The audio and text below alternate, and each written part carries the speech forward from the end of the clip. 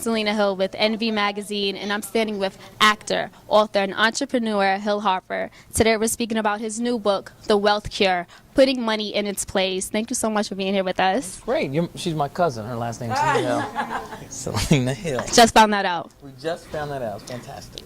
So your first 3 books were about relationships. What inspired you to... My first 2 books were more motivational books for teens, teen boys, teen girls. My last book was really a relationship book. Now, I did have chapters in the early books about relationships, yes. But the last book, definitely the conversation was exclusively focused on relationships. All about relationships. So now, what's inspired The Wealth Cure, especially that the fact that you're telling people we need to re-examine the way we value money. Yes. And it's during a recession, so tell me, where did this big idea spark from? Well, what happened was, I have a foundation called the Manifest Your Destiny Foundation, and when I would speak to a lot of different people, and our foundation is all about uplifting, educating, empowering, okay? And when I speak to a lot of people, whether they're young people or older people, I would find that they would use money as a scapegoat. You'd say, well, what are you passionate about? What do you want to do? Well, hell, I do this, but I can't afford this, or I want to start this business, but I don't have the money, or I want to get this education, but I don't have, I can't earn, or I'm caught in this job. I don't really love it, but I need the paycheck. And so money has become, in a way, so overvalued that it's become a proxy for why we're not actually living the lives we're meant to live. So I wanted to take on that big issue, and the result is a book, The Wealth Cure, Putting Money in Its Place. Exactly.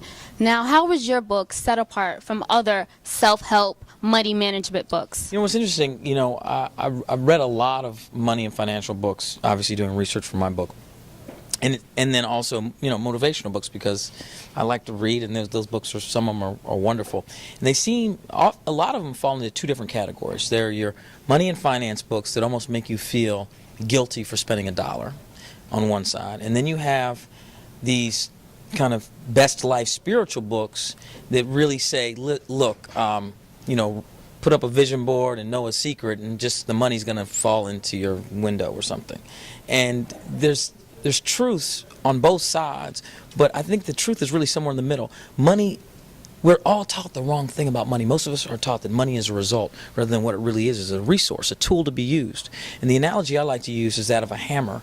A hammer is an extremely effective tool when you use it to pound nails or dismantle something, right? But if you try to do brain surgery with a hammer, it's a horrible tool. It does destruction. Money's the exact same thing. Money can be used as an extremely effective tool to help you create and build the life you want, or it can be used to trap you. Credit card debt, all sorts of issues, golden handcuffs. You end up living a completely different life than you're meant to live because of your misuse of money. Wow, that's powerful. As you began writing your book, you were diagnosed with thyroid cancer. Why are you going to bring that up? because you know what? We need to know, how did you find... It's in the book. But how did you find a correlation between your personal health and financial well-being? Well, I was working on the money or financial book when I was diagnosed with the cancer, and I realized the way that doctors go through their curative process, they have stages of a cure.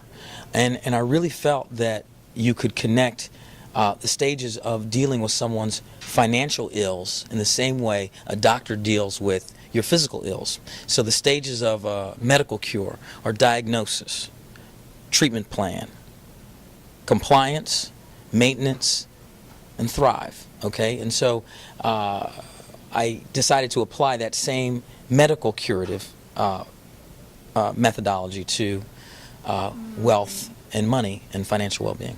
Okay. Last question. I hope so. I know. I'm excited. I'm kidding. You're great. All right. As an entrepreneur yourself, what advice would you give to someone looking to start up their own business concerning their view on money? Okay, well, here's the deal. You know that money is a very important piece of the factor, but it's not the thing that either stops you from doing it or enables you to do it successfully. Because if you have tons of money, the business still could fail, and if you have no money, you still can open the business. The question is, do you have the proper plan in place? And I think you do the same curative steps that I just talked about. You have to actually diagnose what the issues and what resources you're actually bringing to the table, your expertise, etc. I'm a big proponent of investing in yourself first, making sure your skill sets are up to par, because many of us have ideas or an intuition of what we want to achieve, but most of us don't actually take the time to build our skill sets, our foundational elements. And so what happens, we have a thin foundation, yet we know we want to build this big house. And our foundation oftentimes isn't thick enough to support the structure of the life we want to build. So we